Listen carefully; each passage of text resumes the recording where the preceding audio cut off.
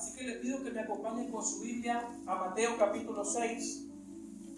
Vamos a Mateo capítulo 6 y nos ponemos de pie para leer la palabra del Señor. En suma reverencia a la palabra de Dios, Mateo capítulo 6, donde Jesús está enseñando acerca de la oración. Mateo capítulo 6, versículo 9. Dice la palabra santísima del Padre, la leemos bajo la bendición del Padre, del Hijo, del Espíritu Santo. Ustedes pues orarán así: Padre nuestro que estás en los cielos, santificado sea tu nombre, venga tu reino, hágase tu voluntad como en el cielo, así también en la tierra. El pan nuestro de cada día, dánoslo hoy, y perdónanos nuestras deudas, como también nosotros perdonamos a nuestros deudores. Y no nos metas en tentación, mas líbranos del mal, porque tuyo es el reino y el poder y la gloria por todos los siglos. Amén. Vamos a orar. Padre, en el nombre de Jesús, gracias por esta palabra, Señor. En esta hora, Dios, como primer mensaje de este año, ayúdanos a sumergirnos en las profundidades de tu palabra, Señor. Como iglesia nos reunimos para ser alimentados, nutridos y enseñados en tu palabra, Jesús. Padre, permítenos hoy compartir este bello mensaje que llega a lo más íntimo y hondo de nuestro ser. Toma control de mi hablar, porque voy a hablarle a un pueblo redimido por la sangre de Cristo, Señor. Y no es cualquier pueblo. Ayúdanos a tener reverencia por las cosas sagradas, a tener respeto por ti, a tener temor de Dios, porque se necesita tener temor de Dios, Señor. En el nombre de Cristo Jesús, tuyo es el reino, el honor y la gloria por siempre y para siempre. En el nombre de Jesús. Y la iglesia dice: amén. Bueno, tome asiento, mi hermano. Gloria al Señor. Vaya siguiendo conmigo la lectura. Yo estoy casi seguro, y digo esto sin temor a equivocarme, que todos los que estamos aquí, los que venimos de la iglesia católica romana, se acordarán, la primera oración que nos enseñaron a rezar fue esta. ¿Sí o no? Sí. Esta fue la primera oración que nos enseñaron a rezar, el Padre Nuestro. Todo el mundo tuvo algún contacto una vez con el Padre Nuestro, y lo que no nos enseñaron es cuáles son los principios teológicos que encierra el Padre Nuestro, cuáles son los principios de oración. Cada una de las frases tiene un tesoro muy hermoso que ahora vamos a ver. Pero antes es necesario que entendamos cuál es la diferencia entre rezar y orar. Rezar es repetir algo que alguien ya dijo o que alguien ya escribió. Por eso cuando usted le dice ¿qué reza el himno nacional? Y usted se pone a leer, a recitar los versos del himno nacional, es porque usted está rezando el himno nacional. Mientras que orar es hablar con Dios. Orar es tener la oportunidad de que nosotros mismos le digamos a Dios cuáles son nuestras necesidades, nuestras quejas, nuestras aflicciones, nuestras peticiones. Orar es desnudar nuestra alma. Amén. Y todo cristiano nacido de nuevo tiene que aprender a orar. Y este Padre Nuestro, en cada una de las frases, encierra dos elementos importantes. Uno, un principio teológico. Y dos, un principio básico de la oración. Yo sé que ya hemos hablado antes de la oración y hemos hablado en algunas ocasiones de cómo enriquecer nuestra vida espiritual de oración. Pero vamos a seguir hablando porque un cristiano que no ora es como una persona que no puede respirar bien. Está próxima a morir. Y la verdad es que si yo hago una encuesta de las personas que ya no vienen a la iglesia y les pregunto ¿cuánto tiempo oraban? No me van a responder cuánto tiempo oraban, porque nunca tuvieron una vida de oración.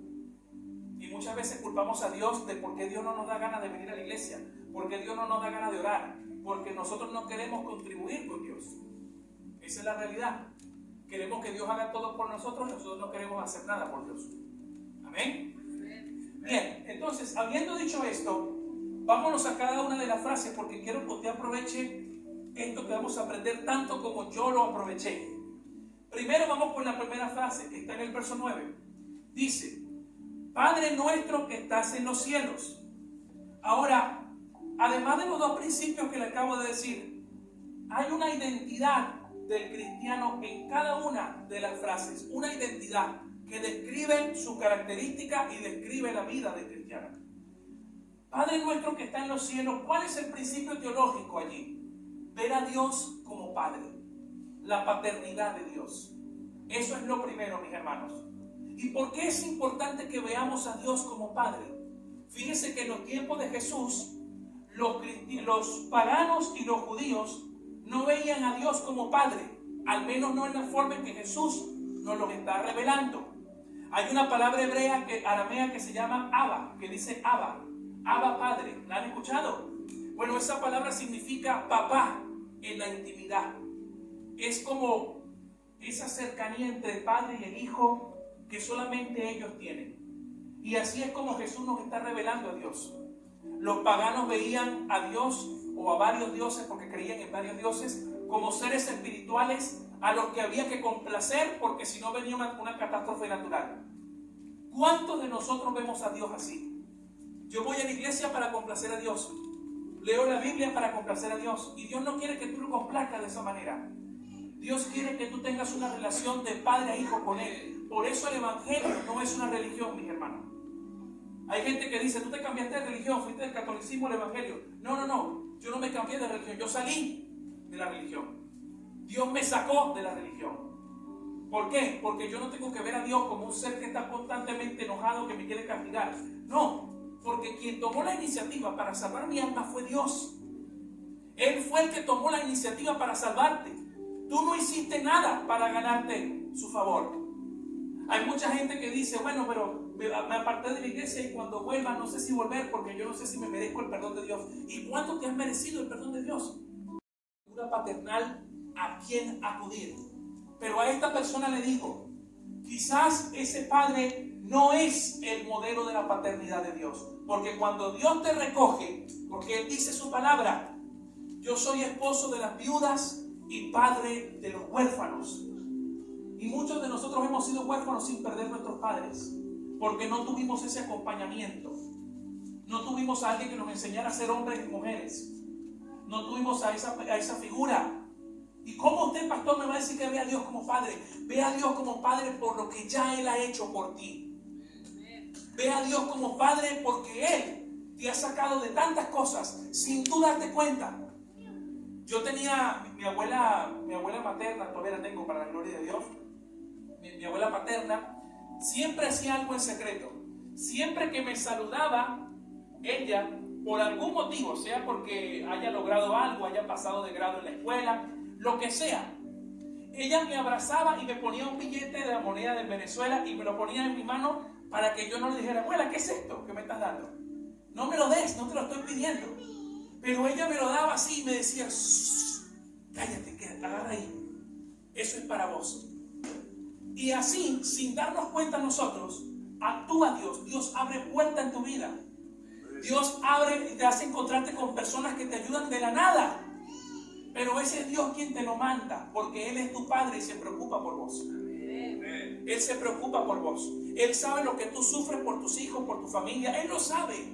Nosotros no vamos a orar para decir, Señor, acuérdate que mi sobrino, mi cuñado no cree en ti, pero yo quiero que él crea en ti. Sí, el primer interesado es Él.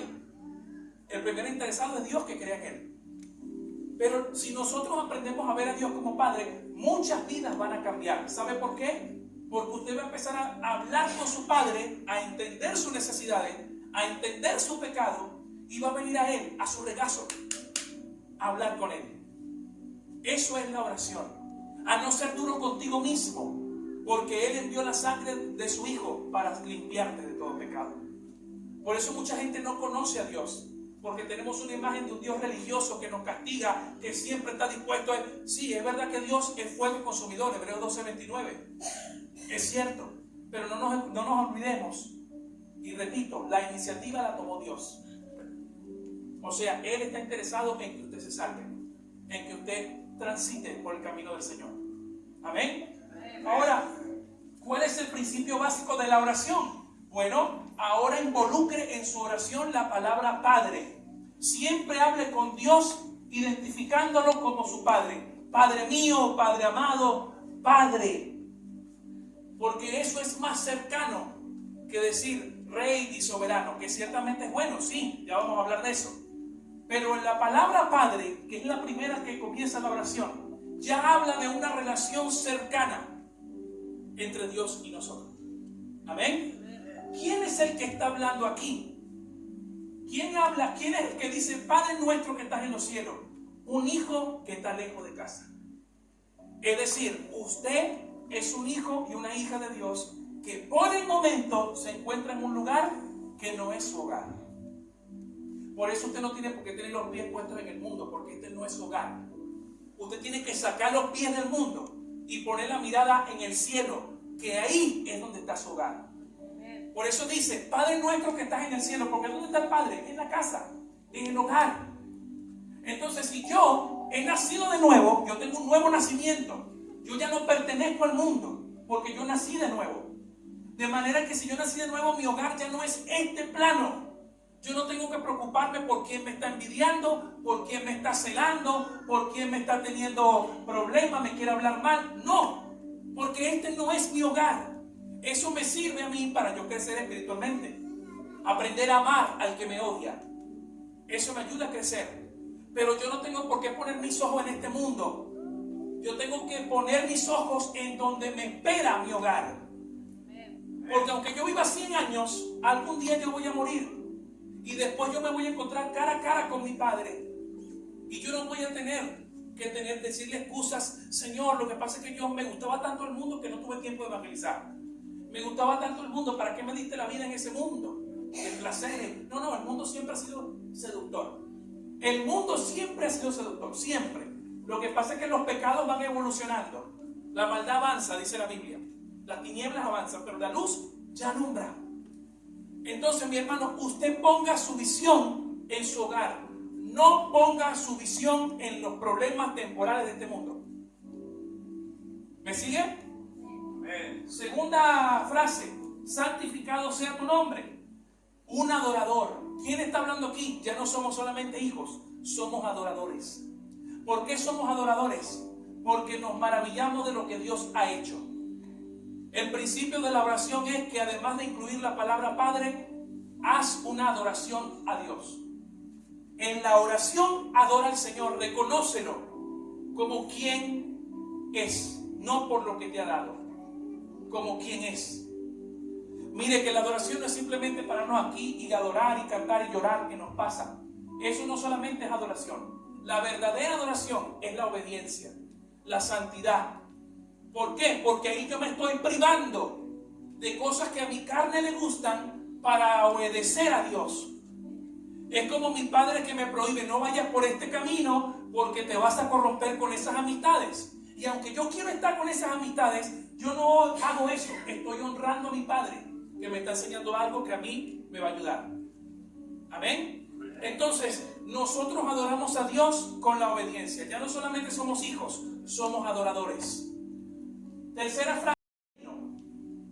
Esto es un poco más complejo. ¿Qué significa que pidamos que venga el reino de Dios a un plano físico o espiritual?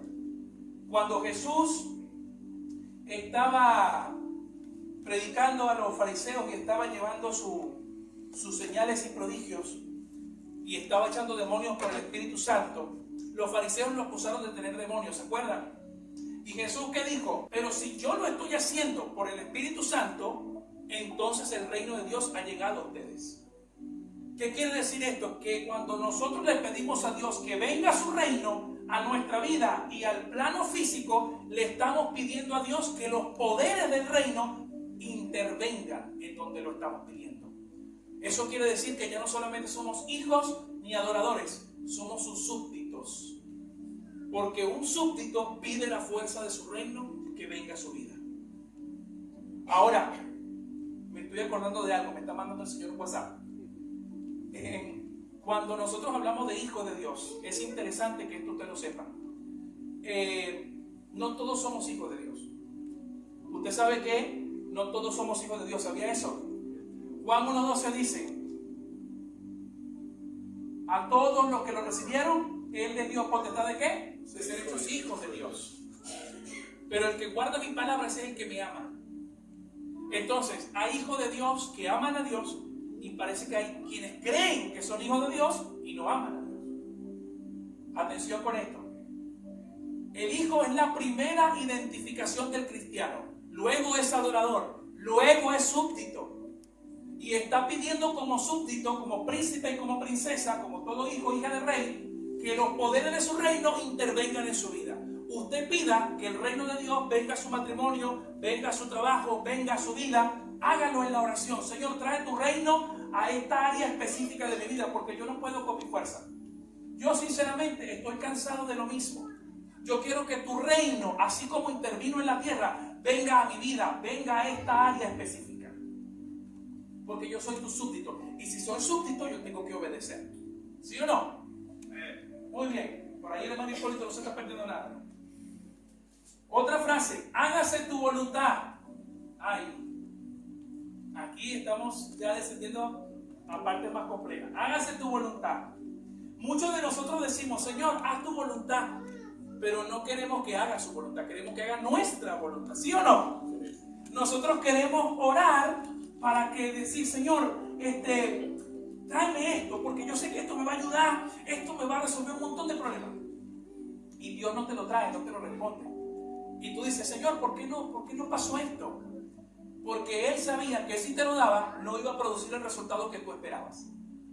¿Cuántos de nosotros estamos apresurados para que nuestra familia venga a Cristo y decimos, Señor, manda un pastor, un evangelista, para que mi familia se convierta?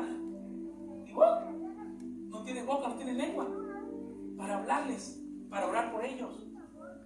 Pero siempre queremos eso, que se haga nuestra voluntad, no la de Dios. Dios está haciendo su voluntad porque Él es soberano, pero a veces tú interfieres con la tuya. Y ojo, no te culpes, no quiero culpar a nadie. Esto no es fácil. Cuando alguien dice, hágase tu voluntad, ¿quién está hablando aquí? Ya no solamente es un hijo, ni un adorador, ni un súbdito, sino un esclavo. El esclavo pide que se haga la voluntad del amo. Y él no tiene voluntad. Esto quiere decir, mis hermanos, que usted tiene que renunciar a su voluntad para que usted vea la gloria de Dios. Y esta es la parte más difícil.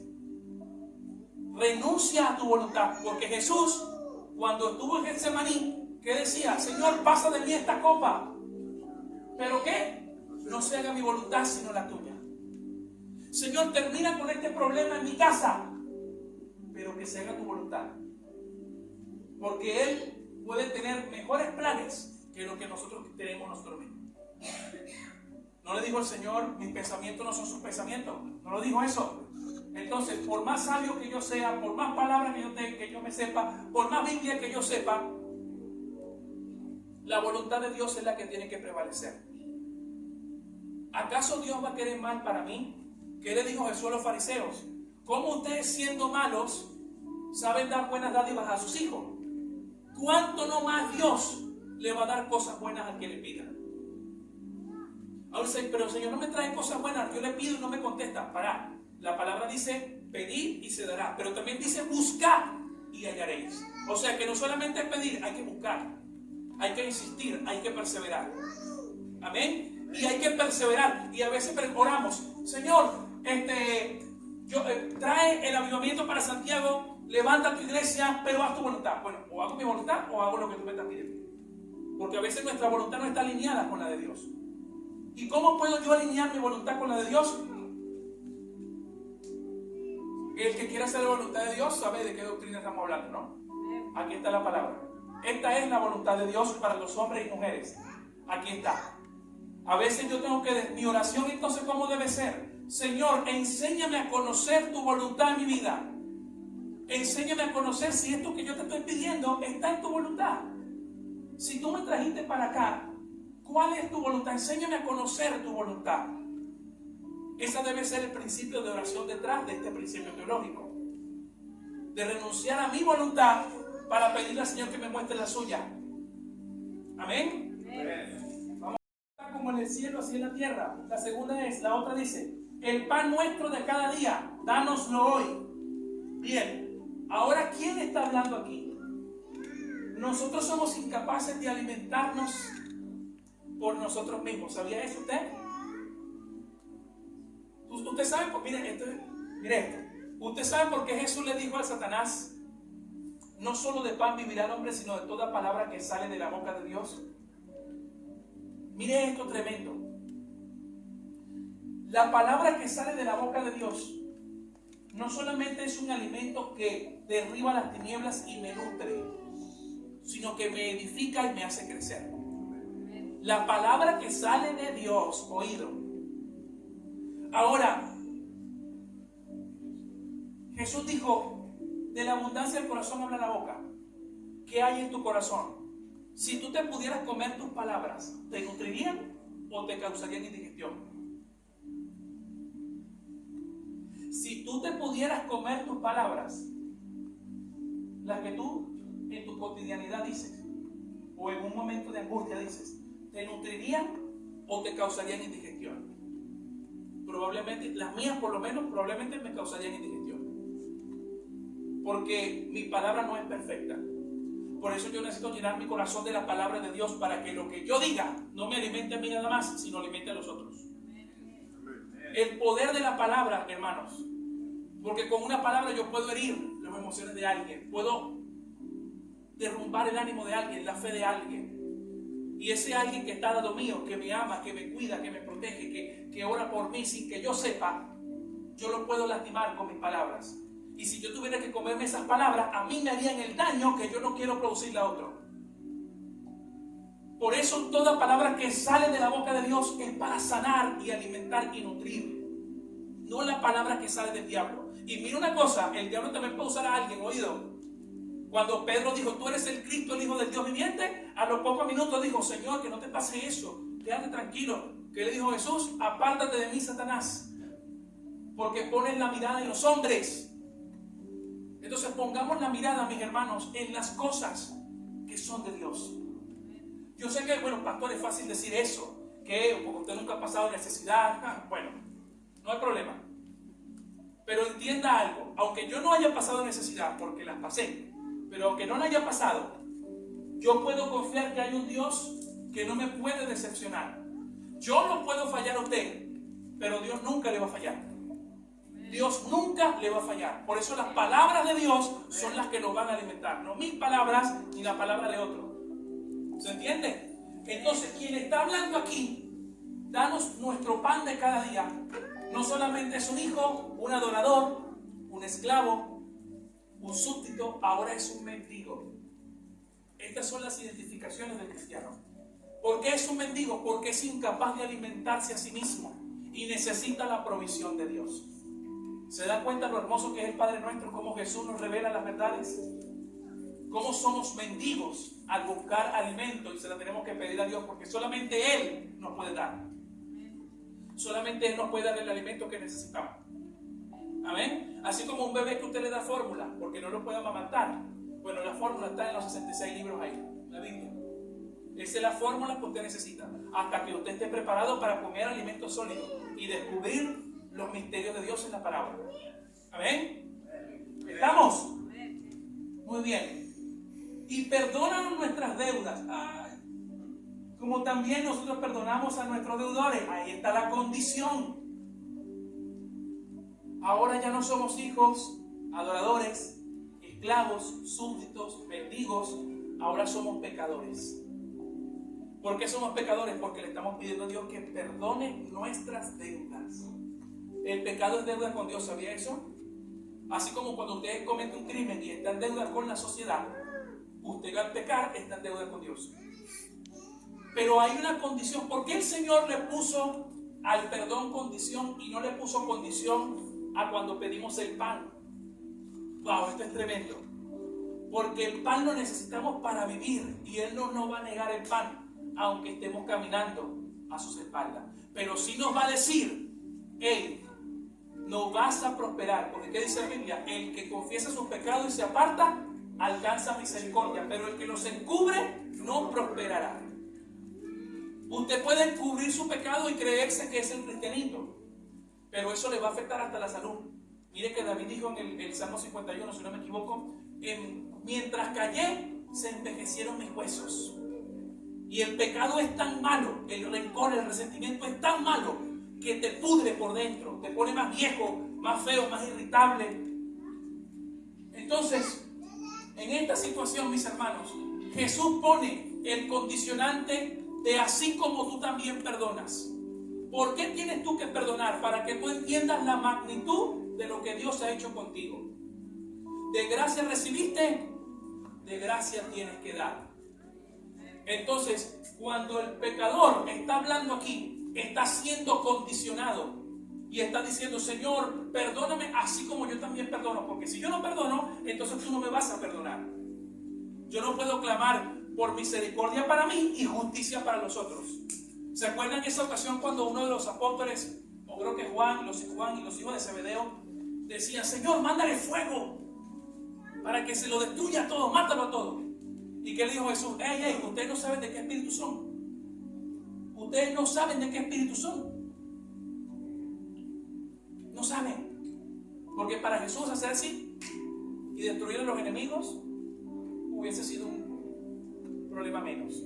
Pero el Señor es tan experto en esto que Él quiere tratar como un cirujano tu corazón y hacerte valorar las cosas que Él te da. Él puede hacer desaparecer tu problema en un abrir y cerrar de ojos, pero Él no quiere eso porque te va a afectar. Es como criar un niño caprichoso: le das todo lo que pide y es un niño inútil, no sirve para nada. Los niños caprichosos llegan a jóvenes y no pueden valerse por sí mismos. Y hay muchos niños caprichosos en el reino de Dios, porque pensamos que la voluntad de Dios es lo que yo quiero hacer. ¿Sí o no? La voluntad de Dios es lo que yo quiero hacer. No, no es así.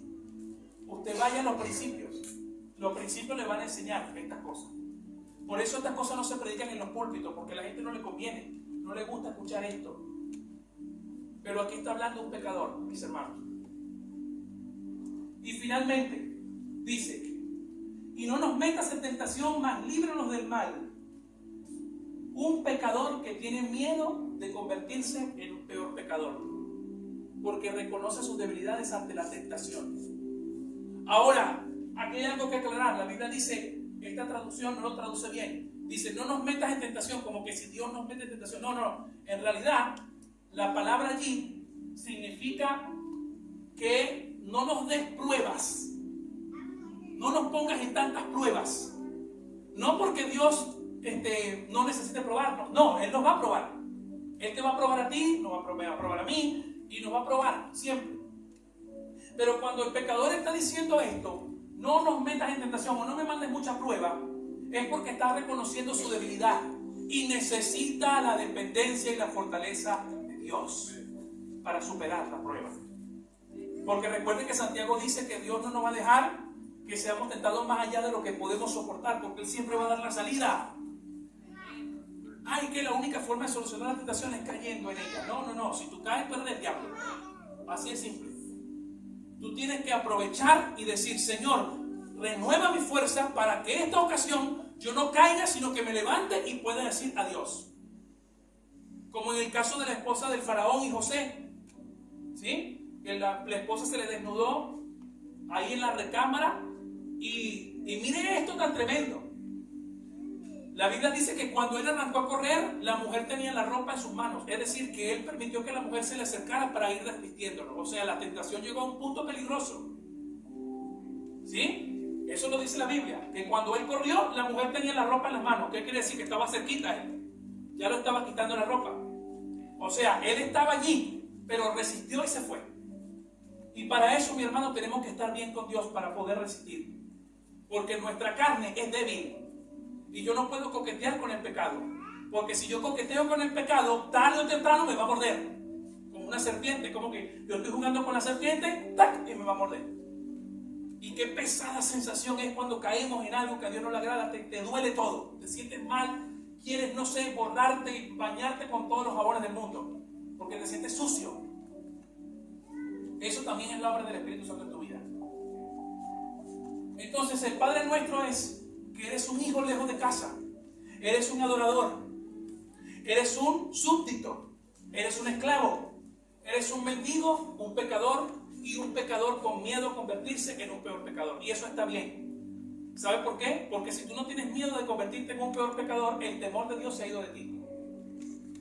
Ahí sí te tengo que pedir, hermano, con mucho respeto, hay que orar por usted. Usted tiene que volverse sensible Y si a nosotros no nos sensibiliza el pecado, hay algo que está mal con nosotros, porque la conciencia está cauterizada. El pecado sí o sí tiene que hacernos sentir mal, aborrecerlo. Y termino con esto. Hay uno que dice, bueno, pero Dios ama al pecador, pero aborrece el pecado. Esa frase no es bíblica. Para empezar, eso no está en la Biblia. En cambio, el Salmo 5:5, Salmo capítulo 5, verso 5 dice, los insensatos no estarán delante de ti, y aborreces a todos los que hacen iniquidad. Eso es lo que dice la Biblia. Entonces, los que hacen iniquidad lo hacen conscientes de que hay una ley y la transgreden. Ay, yo no sabía. No, a este punto nadie puede decir que no sabe. Entonces, mis hermanos, este 2025, acuérdate de las enseñanzas que Jesús nos dejó en el Padre Nuestro. Acuérdate de tu identidad como cristiano. Aférrate a eso. Y acuérdate de tu dependencia de Dios. Pero aléjate de las cosas que te pueden dañar tu relación con tu Padre. Porque el Padre te va a amar, sí, como amó al Hijo pródigo. El Hijo pródigo nunca dejó de ser hijo. Lo amó. Pero la Biblia es clara que Jesús nos manda a luchar. Y nos manda a luchar contra la ira, contra la lujuria, contra todas estas cosas que saben que nacen del corazón del hombre. Nos manda a luchar. ¿Qué está queriendo decir con esto, hermano? Que la salvación se pierde. No estoy queriendo decir eso. Pero hay mucha gente que tiene un mal concepto de que la salvación no se pierde. Y toma casi sin importancia las advertencias de Jesús. Porque las advertencias de la Biblia están ahí. Ahí están. No podemos decir que no sabíamos. Entonces nuestra oración para terminar, mis hermanos, debe ser esta. Señor, que este año mi vida espiritual sea enriquecida en tu palabra. Yo quiero ya dejar lo que el pasado me trajo. Dejarlo. Déjalo. Hay que ser radical, mis hermanos. No podemos cortar el pecado hojita por hojita. No, revienta la rama completa. Porque si no, tú cortas una hojita y mientras vas cortando la otra, te crece otra. Y es difícil desprenderse. Todos sabemos que es difícil porque estamos en este cuerpo de muerte, que dice Pablo en Romanos 7. Hago lo que no quiero hacer. Lo que no quiero hacer, eso hago. Pero ¿cómo llegan algunos a tener una comunión tan especial con Dios? Porque son radicales. Sin importar que su familia lo llame fanático, que lo llamen loco, que lo llamen aleluya, no me interesa. A mí, a quien yo tengo que rendir cuentas a Dios. Entonces yo tengo que ir a Él y apropiarme de estos principios teológicos, porque Jesús me está enseñando algo valiosísimo. ¿Y cómo lo sabe, hermano? Porque está escudriñando la Biblia. Si no, usted todavía estaría rezando el Padre Nuestro. ¿Se entiende? Ahora, qué bueno es entender lo que Jesús nos está enseñando ahí, para que usted ore así y tenga esa identificación en su vida. ¿Amén? Amén. Bueno, vamos a orar. Póngase de pie, vamos a orar. Vamos a orar y pedirle al Señor en esta oportunidad que nos ayude a ser agradecidos y que nos abra los ojos espirituales para ver dónde están los obstáculos en nuestra vida.